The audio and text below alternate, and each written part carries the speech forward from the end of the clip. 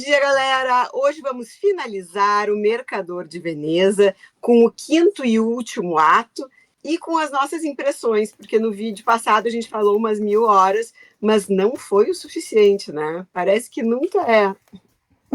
Parece, né, Malu? E eu acho que o que tem para ler sobre a peça também nunca parece que a gente tem muito material e pouco tempo, né? Porque tem muita coisa, muita gente para comentar essa peça, e eu acho que tem o porquê disso, né? Sim, eu tô quase arrependida de não ler aquela peça que não é considerada do Shakespeare, porque ela pode ser que tenha menos material, porque todas as peças dele tem muito Sim. material, né, guria? A gente fica ansiosa, como diz a Nani, a gente fica com fomo de Mercador de Veneza. Fica. Malu, tem uma curiosidade aqui, o que a gente, só fazendo um adendo aqui, a peça que a gente descobriu que talvez não seja do Shakespeare é o Eduardo III, não é? Isso. Então, e ó, ele só que sabe naquele livro esse aqui que eu tô mostrando, o Shakespeare's Book, que é aquele vermelho, tem a peça. Você tem ele aí também, não tem? Sim, eu tenho ele também. Eu fui até por ali que eu peguei e fiz o nosso cronograma, porque eu disse, vamos botar as peças históricas não na ordem que ele escreveu, mas na ordem que a história, né, da Sim. história. E ali eu peguei primeiro o Rei João e depois essa. Só que daí, o que foi, eu acho que mais pesou para a gente mudar a peça, foi que não tem muitas opções, né, fora no Kindle. Não tem quase nenhuma, e mesmo coleções renomadas do Shakespeare não colocam essa peça, e eu descobri que o inglesinho também não fala da peça, não está no cronograma dele de ler... Não está no cronograma dele. Não, de ler todas as peças, então eu acho que tá bom, tudo bem se a gente deixar de fora por enquanto. Mas a gente pode eventualmente, por curiosidade, depois voltar e ler, não, acho que sem problema nenhum, quando a gente tiver assim todo mundo tiver o material, né? Mas por enquanto a gente tem bastante coisa para ler. E Exato. eu acho, Malu, vamos começar só finalizando a peça e daí a gente faz os comentários, porque a gente não comentou do ato 5, né? Nada do ato 5. Agora chegamos no ato 5. Guria, eu acho que a gente vai, em relação a esse negócio do cronograma, eu acho que o nosso cronograma pode ser malhável, inclusive a gente pode, se o pessoal quiser repetir uma peça em determinado momento da vida, assim, mas o nosso objetivo é ler todas, né? Sim, sim. A gente não pretende morrer muito cedo, então vamos lá, né? E são peças curtinhas, a gente está fazendo num ritmo bom, eu acho que a gente tem tempo para fazer tudo ou quase tudo. Eu acho que a gente focou bastante nas tragédias, né, no primeiro ano, e aí agora eu acho que a gente começou as históricas com o Rei João, e eu gostei muito, né, considerada histórica lá no Shakespeare, porque a gente também já leu o Júlio César também, que no box está entre as históricas, e a Antônio Cleópatra também vai estar aqui como histórica, então aí a gente pode, sei lá, considerar também histórica, apesar de não ser histórica, né? Sim, sim. Porque bem ou mal relata um fato que faz parte da história. E, guria, eu acho que vai ser bem boa essas nossas novas leituras. Eu também acho. Estou empolgada. Eu sempre começo assim, Malu, vou só dar uma... Eu sempre falo assim, será que vai ser legal essa peça? Nunca começo super animada, sabe? Ainda mais se é histórica, assim, aquela do Rei João, e depois quando a gente começa a ler, tudo muda. Então eu acho que Shakespeare é assim, já estou meio que acostumada que não preciso estar super empolgada para ler, mas eu sei que depois que eu ler eu vou gostar, então... Sim.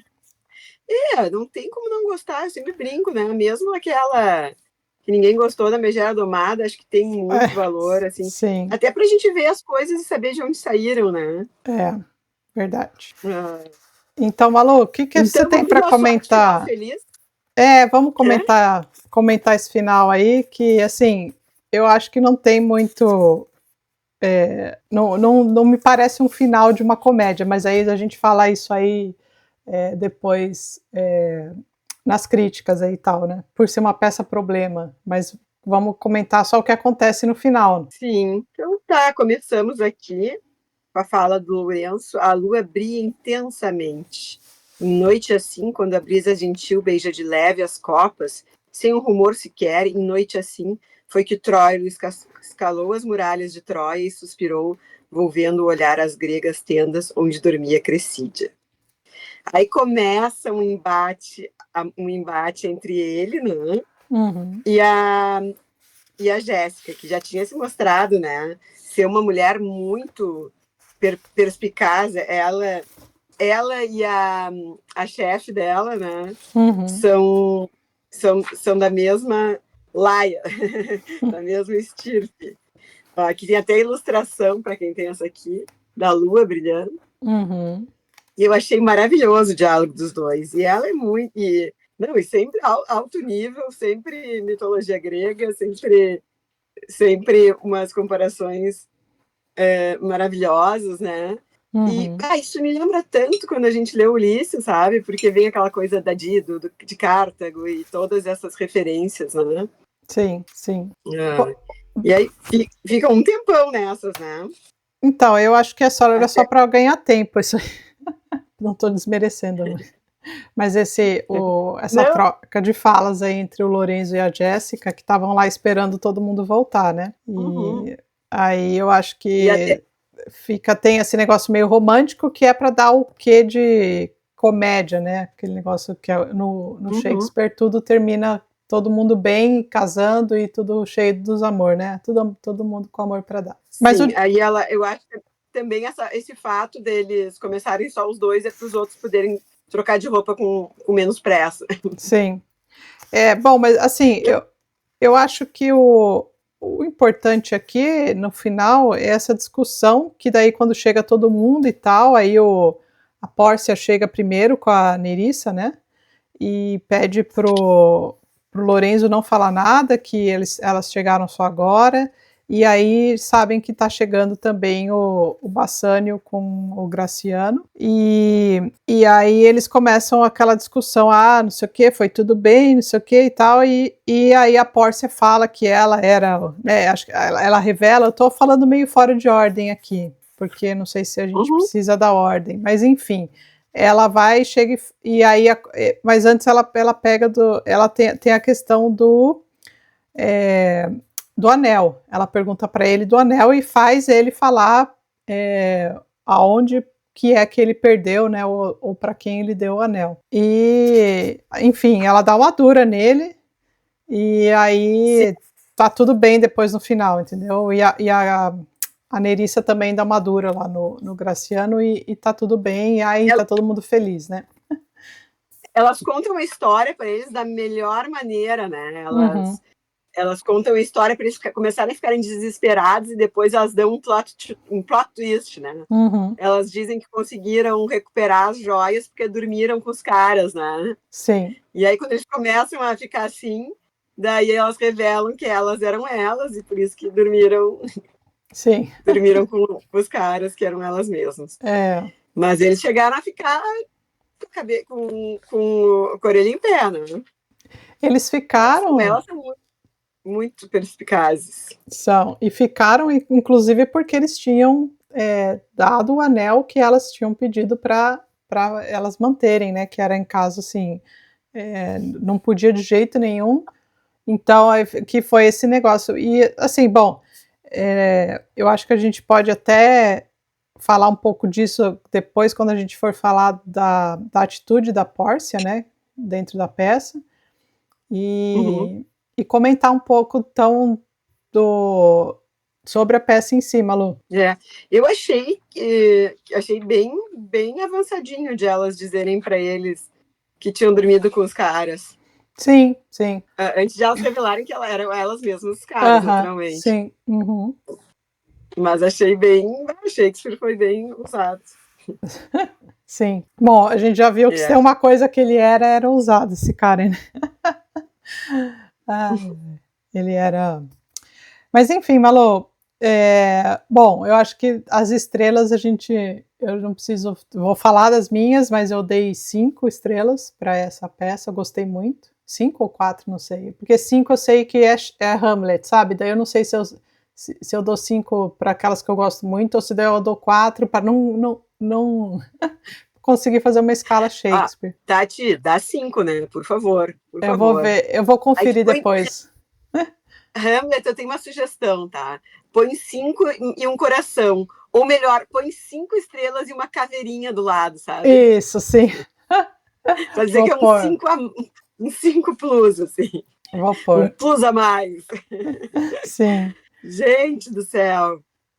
Então, o final feliz já tinha até meio que se dado desde o capítulo 4, né? O final feliz para todo mundo, menos para Shylock, é claro, né? Sim. Que na real só nós torcíamos por ele, né? É verdade. Então, mas aí eu não sei o que você quer comentar. Assim, a gente comentou um pouco das shakespearianas, né? Sim, eu acho que a galera já sabe que é obrigatório as shakespearianas, ainda mais agora que conheceram Sim, Pórcia, né? Ó, esse livrinho aqui a gente já mostrou várias vezes, mas ó, vale a pena. E eu li também aqui no Alden, Malu, a crítica, né, da peça. E eu Sim. achei bem interessante. Claro. Deixa eu pegar aqui, porque eu fiz umas anotações no Alden aqui. Foi o primeiro que eu li, depois eu botei na. Eu achei também muito boa as anotações dele. Lembrando que esse livro, pessoal, é um livro que os alunos anotaram as aulas dele, né? Sim. Mas continua, tá? Acho que tu ia falar alguma coisa sobre o que está aqui no. Então, no Alden, né? eu queria comentar assim, a gente já comentou, acho que no vídeo passado, sobre que o Bloom, a crítica que o Bloom faz, e ele inclusive a Nara começa a passagem aqui da Pórcia falando que ela discorda do Bloom, né? Ele fala que o Mercador de Veneza não se enquadra em categorias, não é uma comédia, tampouco isso é o que ela fala, né? E o Harold Bloom observa que é preciso ser cego, surdo ou estúpido para não compreender que o Mercador de Veneza como uma comédia, né? E daí ela fala que então ela realmente não acha, não concorda com ele. Mas assim, o que o Bloom coloca de mais forte também é que a peça é uma peça que é antissemita, é uma peça com discriminação racial, né? E o tema, e é muito difícil a gente pensar, não sei, a nós aqui, no dia de hoje, pensar nessa peça como tendo um judeu como vilão, né?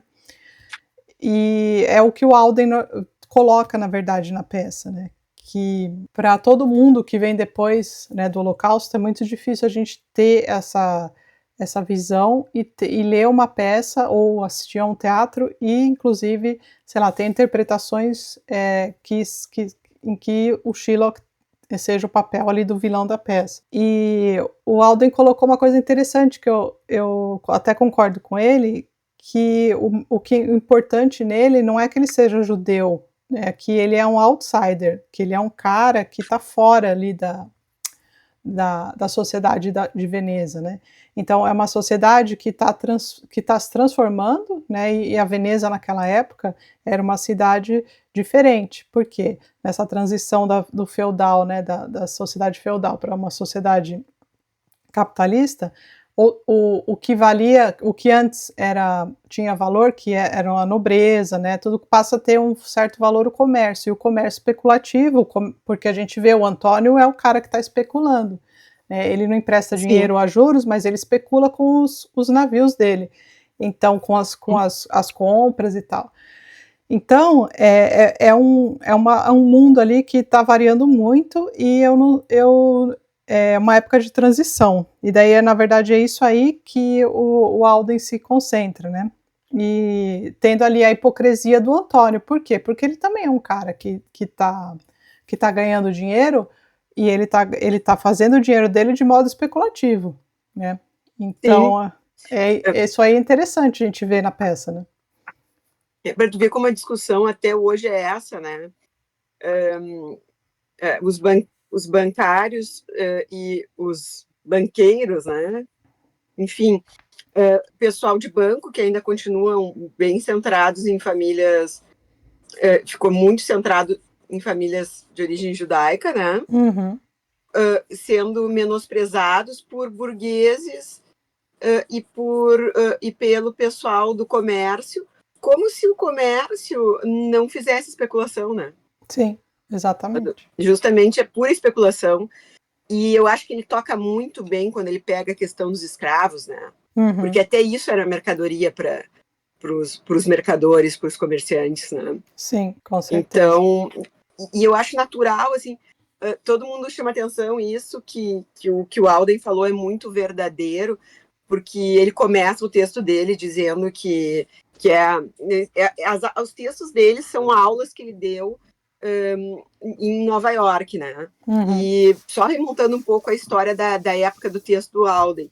Então, a gente estava ali no auge, né, de um monte de intelectuais judeus e até não judeus, né, como migraram para os Estados Unidos para poder sobreviver, né? Uhum. A maioria judeus que estavam querendo sobreviver mesmo, alguns que não suportavam também aquele regime.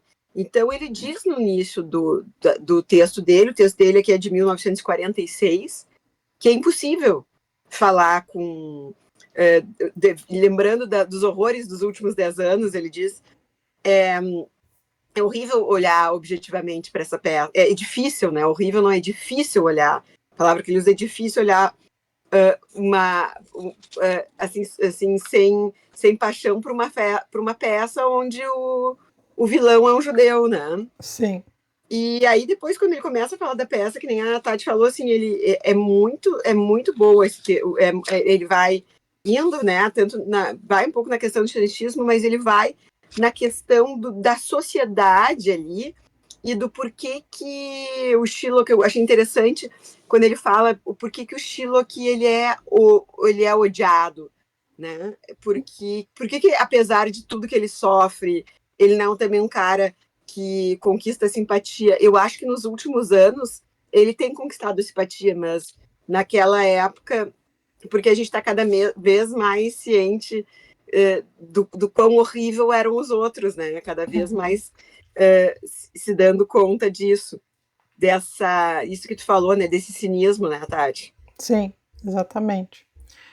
Na verdade, eu acho que o Shakespeare coloca muito bem, assim, ele coloca o Shylock como vilão, porque é claro que não é justo, né, vamos usar essa palavra aqui, você pedir como, na verdade, é isso que o Alden também coloca isso daí, ele querer uma vingança particular e pessoal que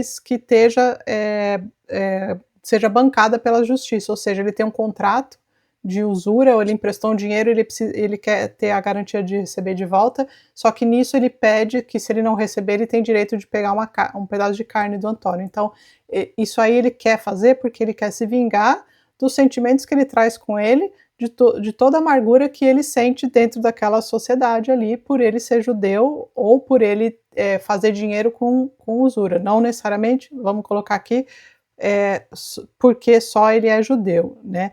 Então, acho que daí essa discussão aí que entra na peça de que, assim, é simplesmente para atacar e colocar um judeu como vilão, ou é para você mostrar que as coisas não funcionam, não deveriam poder funcionar dessa maneira, né? Então, eu acho que o Shakespeare coloca personagens bem ambíguos, inclusive a Pórcia, né, que depois a gente vai ver. Para quê? Para mostrar para gente que não é tudo certinho, assim, não tem, né? Então, e mesmo a questão da Pórcia quanto advogada, ela vai mostrar que não é aquilo que está no contrato que vai valer, e ela vai mostrar o porquê, né? Então, aí ela vai fazer a defesa e tal. Então, acho que é isso que ele quer mostrar para gente com todos os personagens, que você não pode olhar e julgar, né? Você tem que ter as coisas por trás são muito mais importantes do que aquilo que você simplesmente vê e olha ali, entendeu? E aí eu acho que a genialidade dele está nisso daí. dele perceber e construir os personagens dessa maneira. Sim, eu acho que isso é genial também, ali onde ele fala sobre essa questão de que a lei, que o Alden fala, né, da questão de que ele repete o que se referindo a Shylock, né, Uhum. por que Shylock, enfim, repele nossa simpatia, ainda que possamos entender que ele quer vingança? Ele repele a nossa simpatia principalmente porque tenta agir com toda a segurança e usar a lei, que é universal, para obter uma vingança particular e pessoal, que é aquilo que tu falaste, né, Tati? E aí, isso aí é muito verdade, né? Porque isso nos repele até hoje, assim, quando a gente vê que a letra filha da lei está sendo usada de uma forma desproporcional. E eu acho que é aí que começa a, a perder legitimidade. Sim. Quando a gente vê que cada vez mais é assim, aos meus amigos tudo, né? Eu acho que o Mercador de Veneza é bem isso, né? Aos meus amigos tudo, aos inimigos a letra fria da lei, né? Sim, é verdade. Então, ali ele continua nesse parágrafo do Alden, dizendo que uma coisa também que o ódio ilimitado de Shylock é a imagem negativa do amor infinito da sociedade de Veneza e de Belmonte, que propõe que se deve agir com amor de imprudência infinita. Eu gostei muito disso aí. Eu acho que a gente até falou disso quando a gente falou do capítulo, que eles eram muito amor, só que esse amor meio o amor é infinito entre a nossa sociedade. Os outsiders não vão receber esse amor infinito, né? Tipo, exato. Esse amor infinito não era pro Shylock. Uhum, exato. Então, eu acho que é uma das coisas interessantes dele. Acho que o Bloom, eu acho que quando ele diz que é antissemita a peça, ele também tem a sua razão eu acho que ele quer dar uma interpretação que seja assim mais, como é que eu digo, que seja assim como são as peças de Shakespeare, assim, atemporais, né? Uhum. E o Alden não nega que ele está vivendo num tempo que a interpretação dele não tem como ser outra, né? Sim. Então, acho interessante isso, assim. Acho que cada um tem a sua razão, né? Mas, realmente, assim, eu acho que ele quer também puxar um pouco para isso, o Bloom, né? De que que Shakespeare está colocando as coisas ali, bem como é, assim, está colocando um retrato de antissemitismo que retrata bem a época, né? Uhum. E que isso aí vai ficar para todo mundo, que aquilo ali justamente foi por ele retratar a época dele dessa maneira e bem ou mal, bem ou mal não, muito bem, por sinal, mostrar o que rolava ali, que hoje a gente tem duas coisas, né? Hoje a gente tem esse testemunho que na época o antissemitismo era um assunto em voga e era o que acontecia ali naquela sociedade, né? Não esqueçam que sempre ele usava a Itália para representar o que estava acontecendo na Inglaterra. Uhum. E que a história não muda muito, né? Vai e volta, começam ondas de antissemitismo, né? Então, eu acho interessante porque aí tem até uma explicação do porquê essa peça, né? Nessa época, acho que em todas as críticas que a gente lê, vale lembrar que todo mundo comenta que não existiam judeus na Inglaterra, né? Eles já tinham sido expulsos em 1290 pelo Eduardo I, e eles só vão voltar a ser readmitidos em 1655 com o Cromwell. Então, só que teve um episódio com a rainha Elizabeth, em que um judeu, eles eram vistos como ameaça, e foi descoberto que um dos médicos, acho que da rainha, era um judeu inclusive de ascendência portuguesa, se não me engano, e aí ele foi morto e foi colocado em praça pública, lá morto, tudo para mostrar que o que assim, ou seja, não teria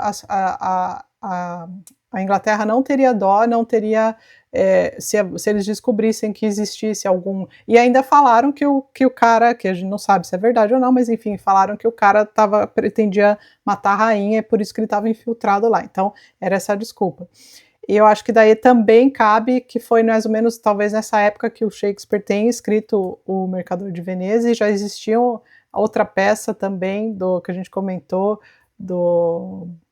daquele outro cara que também escrevia as peças, que eu esqueci o nome, do Marlowe, né?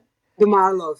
Marlowe. Do Christopher Marlowe. Isso, e ele também fez uma peça com um vilão, né, só que era o Barrabás, e o Shakespeare colocou o Shylock, e então a gente tem esse momento ali histórico em que cabe essa peça, só que aí eu acho, Malu, sabe, aí é que eu acho que a gente podia já ir para o outro tema, que daí eu vou puxar fazendo essa colocação.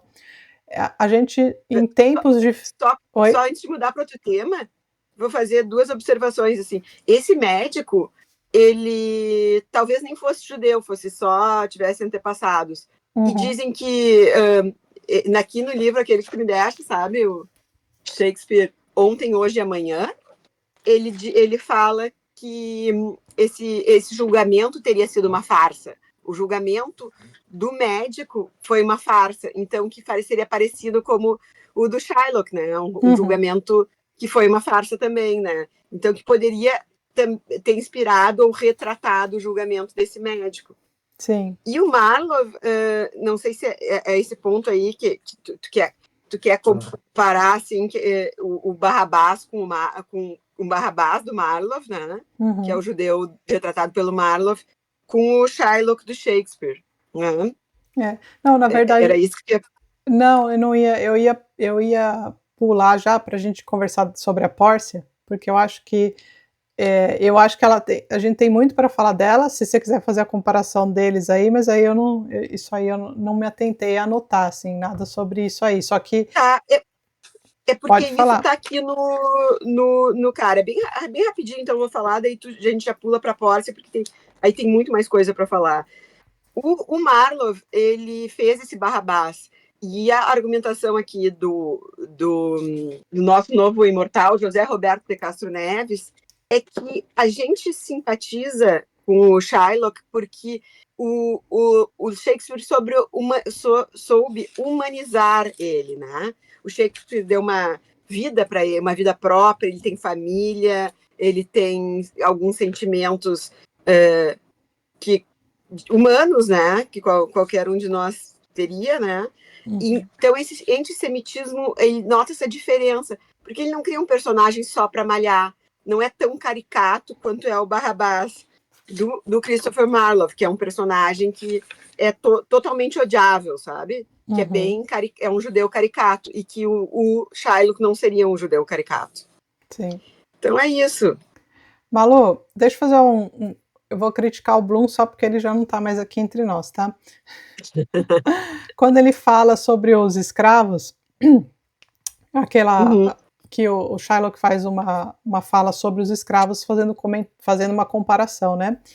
E aí todo mundo fala, a gente até comentou e tal, e daí é o que eu acho, mas o Bloom fala assim que todo mundo entende essa fala erroneamente, que essa fala não tem nada a ver com a simpatia do Shylock com os escravos, né? Então, ele fala que isso aí vem de é mais recente, dos críticos marxistas que enxergam isso daí e tal, mas enfim, eu não quero entrar em detalhes sobre isso exatamente, mas o que me dá, o que eu tenho, eu discordo dele, tá?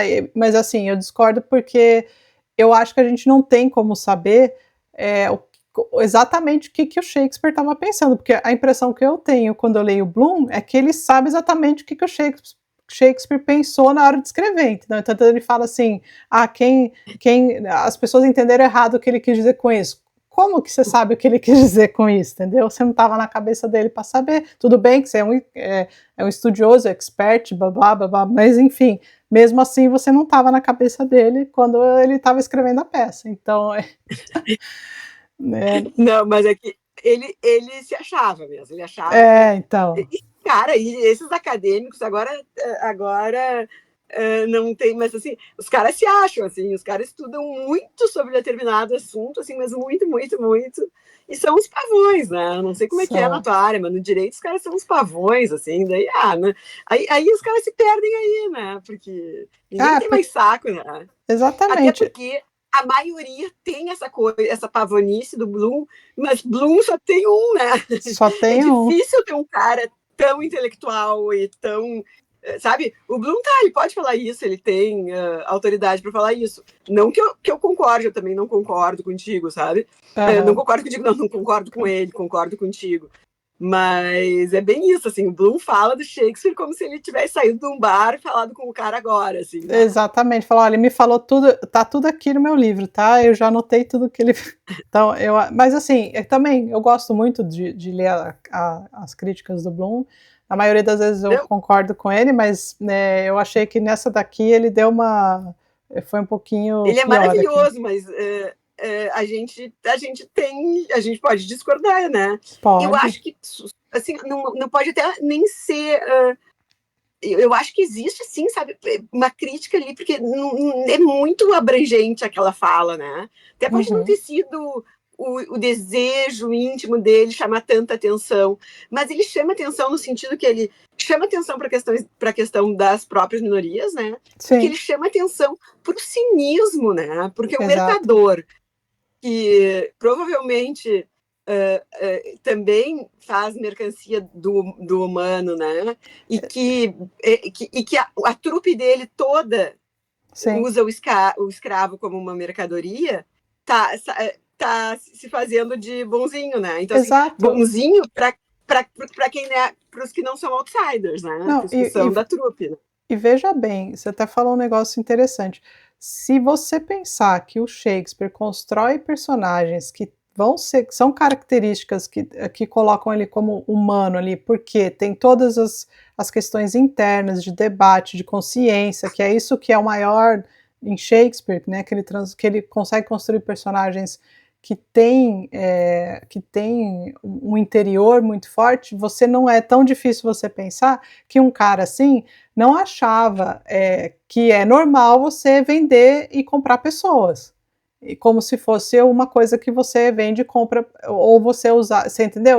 Apesar de você vir de uma história que os escravos sempre existiram, blá, blá, blá, blá, que você vai falar, só que assim, isso aí ter existido não significa que o Shakespeare concordava com isso, e ele colocar uma fala assim, pode muito bem sim demonstrar que ele tinha assim a consciência que ele não achava isso correto, entendeu? Até porque eu acho que ele faz isso muito nas peças dele, quando ele coloca as coisas, e algumas críticas aí que a gente enxerga meio, né, ali meio por trás de tudo, que fala assim, as peças mostram uma realidade, mas ele faz aquela crítica por trás.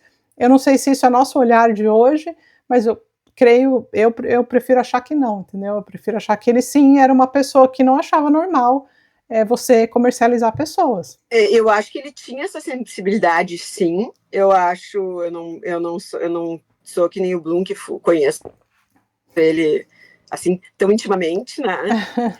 Mas eu acho que sim. E eu acho que mesmo que ele ponha pitadas disso, ele vai retomando em cada peça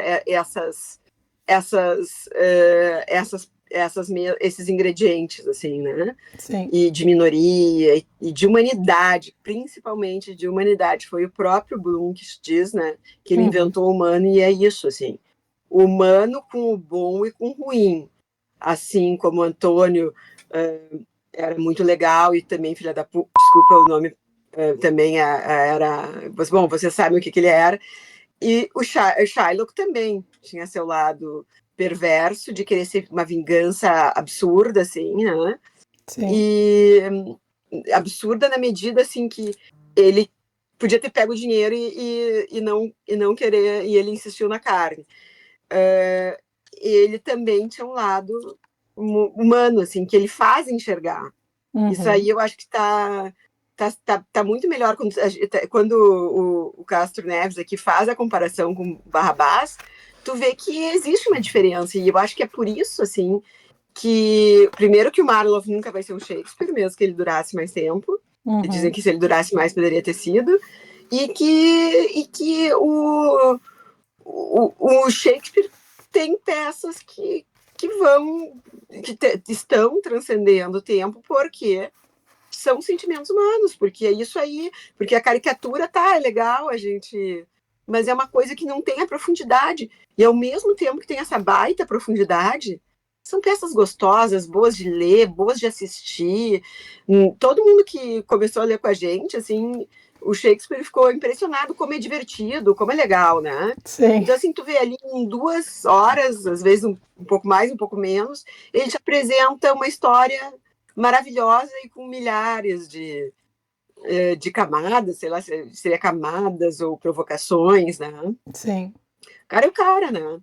Cara E é o cara. justamente eu acho, se eu pegar hoje, né, as coisas que estão acontecendo e fizer um texto bem com as coisas que estão acontecendo aqui, no Rio Grande do Sul, em Porto Alegre, no meu bairro, eu vou fazer assim como se fosse para minha época, mas se eu tivesse, né, porque isso aí eu não tenho, é certo, uma veia shakespeariana, aquilo ali ia ser, eu ia retratar a aldeia tão bem retratada que no fim ela ia mostrar os sentimentos humanos. Então acho que quando chega perto do coração dos sentimentos humanos, tu acaba repetindo ele em qualquer lugar, em qualquer tempo. Sim. Né? É por isso que é um clássico, né? Acho que é isso aí. Por isso que os clássicos são clássicos, no fim, né? Sim, exatamente. Então, assim, pode não ser a pretensão de Shakespeare, mas ele atingiu isso, né? Ele, com certeza. Eu acho que ele não sei se ele fazia ideia do que ele estava fazendo, mas ele fez muito bem. Né? Não.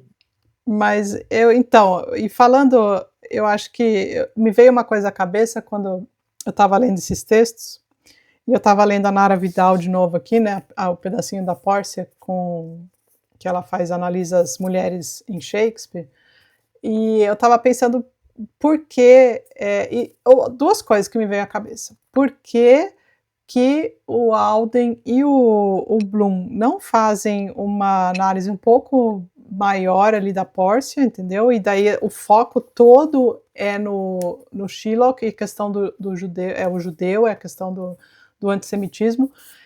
E por que a gente hoje em dia tem muito mais estudos e análises sobre as mulheres em Shakespeare, inclusive nós, né, não estou falando que a gente está fazendo super análise, mas quando a gente lê, a gente gostou muito de personagens femininas no Shakespeare, e a gente pôde ver isso, e a gente comentou em todos os vídeos aí que a gente fez de cada peça sobre elas. E aí eu ia colocar para você, Malu, se você acha que, por exemplo, na época do Alden e do Bloom ali, o tema que se sobressaía e da análise que poderia vir ali, surgir dessa peça, era só focado na questão do judeu. E quando a gente, hoje em dia, né, a gente, claro, não deixa de lado, porque é o tema da peça, mas a gente tem a questão das mulheres e os papéis femininos em Shakespeare que são muito fortes, né, muito, muito fortes. E se a gente enxerga isso hoje porque a gente tem mais posição, né, depois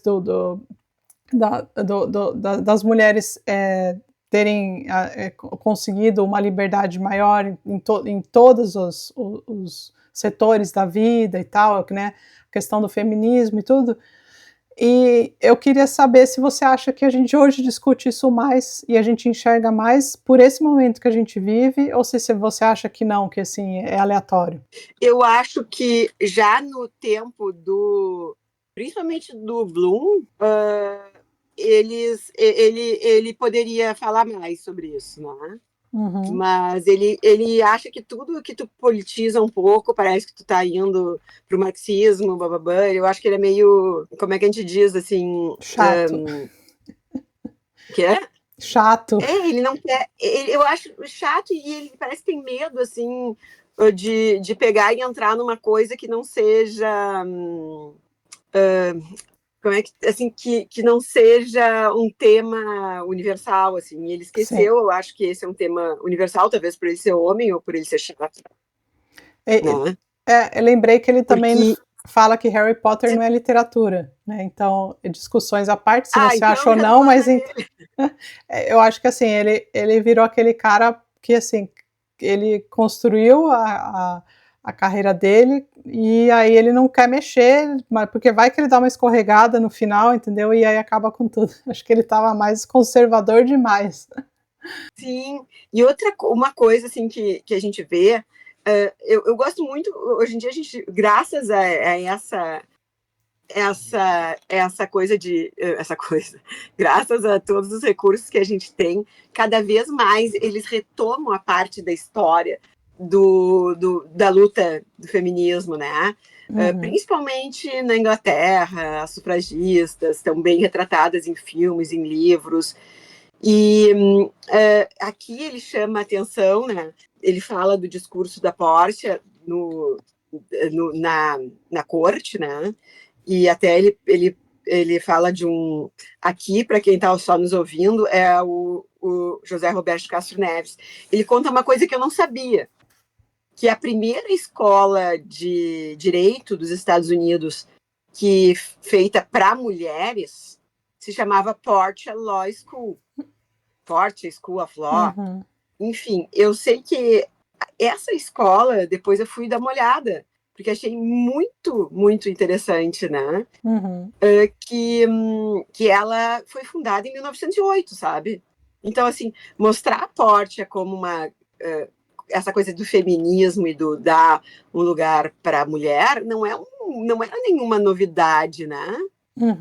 Não era nenhuma novidade.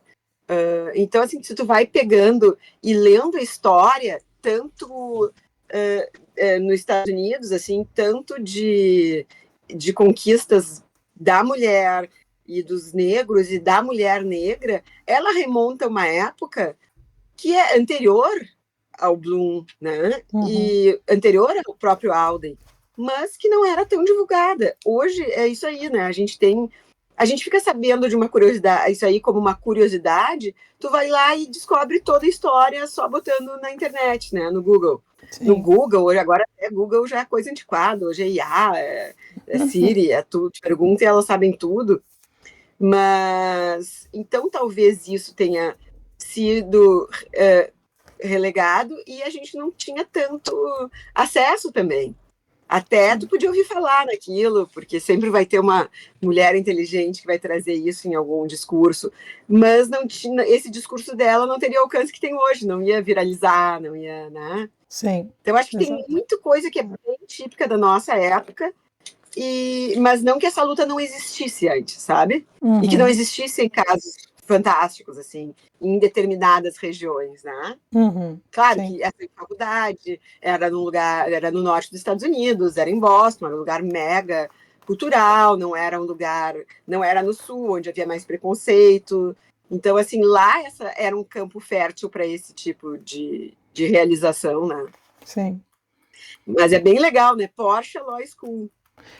Então, é legal. E olha só, baseado numa personagem do Shakespeare, justamente na questão na área de advocacia, né?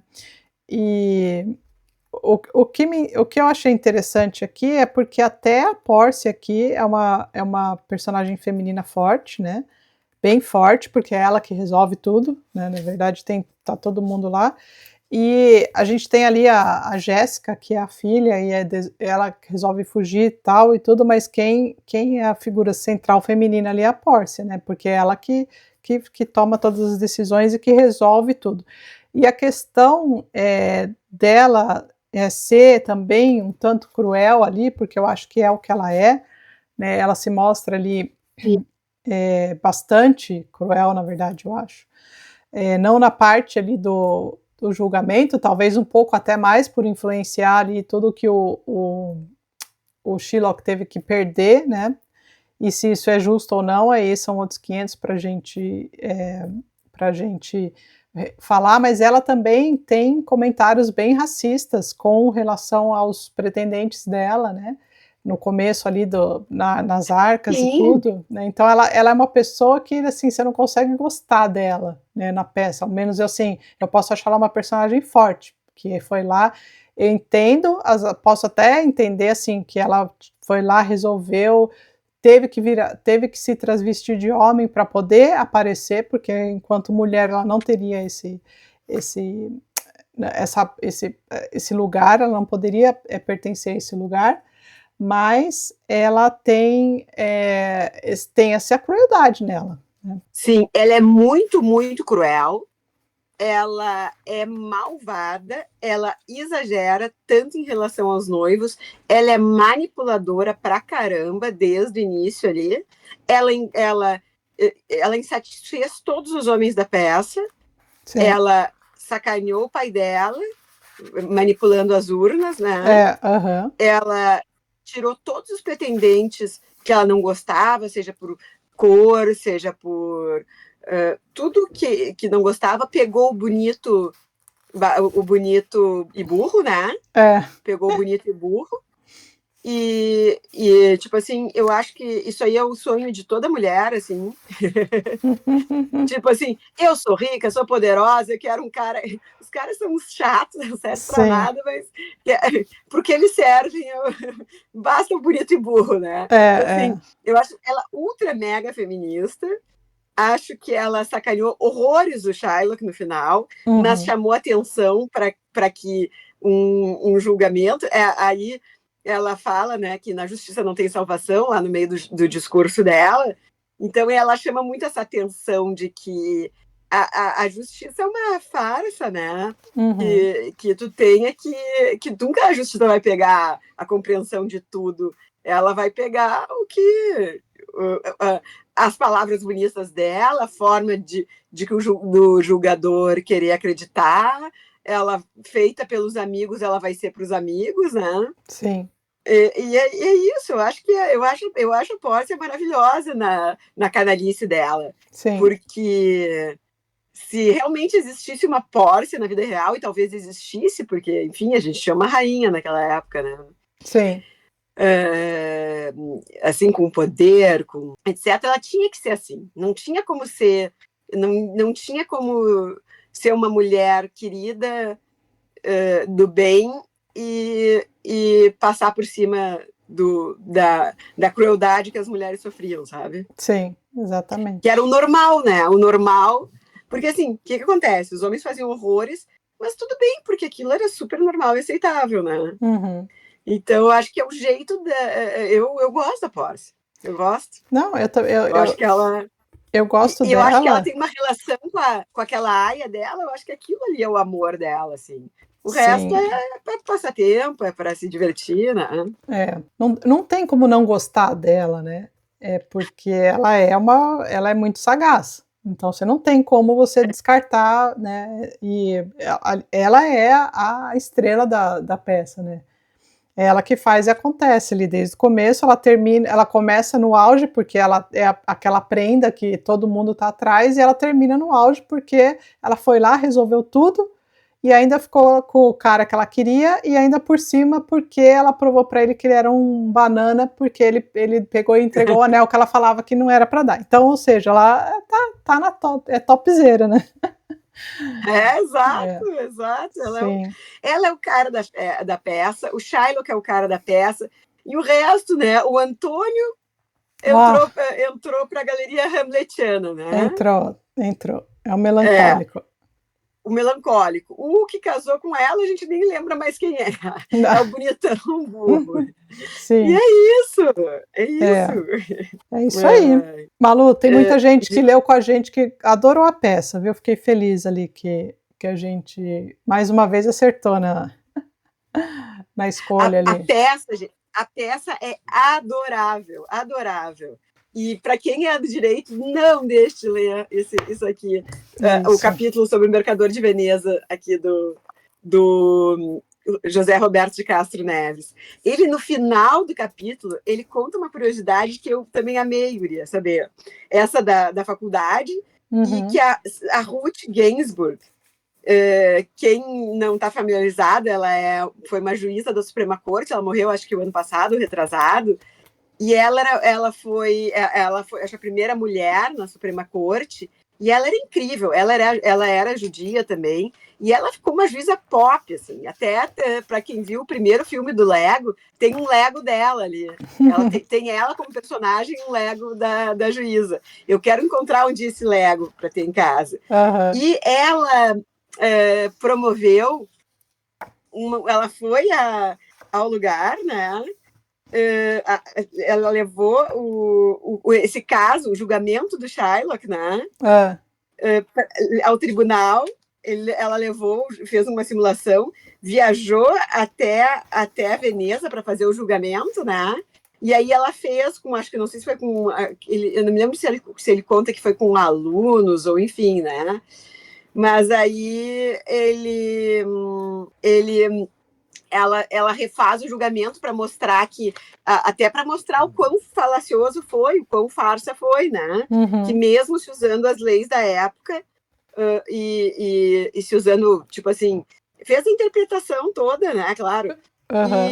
E aí ela chega à conclusão bem diferente da do Doge, né? Ela conclui que a Pórcia ia ser repreendida porque atuou sem poder, né? Advogado tem que ter OAB. Sim. Daí ela fez uma condenação para ela para estudar na faculdade de Direito. O Antônio recebeu de volta o dinheiro, o Shylock recebeu a propriedade de volta e revogou a ordem que mandava ele abdicar da religião dele, né? Mas aí, no fim, ela disse que como passou 4 séculos, o Shylock perdeu o direito a reclamar juros. Sim. Porque o julgamento foi 400 anos depois. Aí... Sim. Já tinha passado o tempo. Mas é genial, né? Assim, quanta mulher maravilhosa que a gente tem no mundo, né?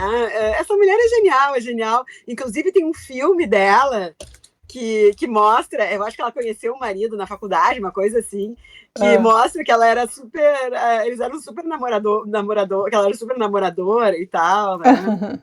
Sim. É muito legal. Ela é muito legal. Então, Giza Pop. Estamos vendo como que Shakespeare né, é pop em todas as áreas, né, Malu? Em todas as áreas, Eu acho que se tu estuda direito e não estuda Shakespeare, tá perdendo um pedaço muito interessante da vida. Sim, com certeza. Porque ele é essa ponte fantástica, assim. E todos os professores, porque Shakespeare é exatamente isso, ele te conecta com a vida, né? Com certeza. Sim, sim. E eu quase não sou puxa-saca. A gente é aqui, né? Até por isso que a gente está lendo. Mas então, Malu, acho que a gente encerra por hoje a peça, né? Na esperança que vocês tenham todos que leram com a gente tenham gostado. Coloquem aí nos comentários se vocês concordam com o Bloom ou com a gente. E o que vocês também acharam de interessante na peça, porque a gente lê, cada um tem um olhar ali, né? Então acho que daí também é aquela minha pergunta, porque a gente vê com, por exemplo, nós aqui, a Malu como advogada, mulher, ela tem uma percepção da peça, então acho que isso que é legal, a gente, enquanto seres diferentes, com cabeças diferentes, a gente poder ter olhares diferentes e tá tudo bem em comentar e colocar isso aí para as pessoas, para a gente discutir ali amigavelmente no nosso... Ninguém aqui é o Bloom, então ninguém vai falar que o amiguinho, o coleguinha tá errado. Então é para isso que a gente está aqui, né, Malu? Para dividir essa experiência de ler Shakespeare com você. Sim, sim. Guria, o Bloom, o problema é que a gente não consegue nunca falar mal dele com propriedade, como diz a Paloma, né? Sim. Porque o cara sabia muito, só que, tem uns troços assim que não tem como simpatizar, né, com algumas opiniões dele. Não dá. E outras pode discordar também, porque afinal ele conhecia tudo, ele conhecia muito, mas também não conhecia tudo. Então, como a gente falou... Tem coisas que são de mesmo, né? E que a dele é assim... se ele colocasse a gente, talvez, numa mesa de discussão, ele ganharia o argumento, assim. Sim. Mas não ganharia a forma que a gente sente as coisas, né? E que cada geração sente, né? Até por isso que a leitura é universal, é porque cabe para todo mundo que sabe ler. É só você ler, lê e pronto. Então a experiência que você traz à leitura é só sua. A gente vem aqui discutir, e o Bloom também, a experiência que ele traz, ele é um estudioso da literatura, né? Então ele é estudioso de Shakespeare. Claro. Só que a sua experiência é individual, não é a dele, né? E ele tinha um compromisso, assim, como professor e como estudioso, que a gente não tem, nosso compromisso não é esse, assim, não é pôr a peça em discussão, é ler, não é, eu quero ter razão nisso. Sim. Não, até porque o negócio não é ter razão, o negócio é ser provocado, né? Porque nem a nossa opinião de hoje pode ser a nossa opinião de amanhã, né? Uhum. Então a gente tem que ir sendo tocado por essas peças. E uma coisa que eu concordo com ele são peças para ler e reler durante a vida toda. Com certeza. Isso aí. Então tá, gente, até a próxima. A gente estamos ansiosos pela próxima e nos vemos no próximo vídeo. Isso aí. Até a próxima. Tchau.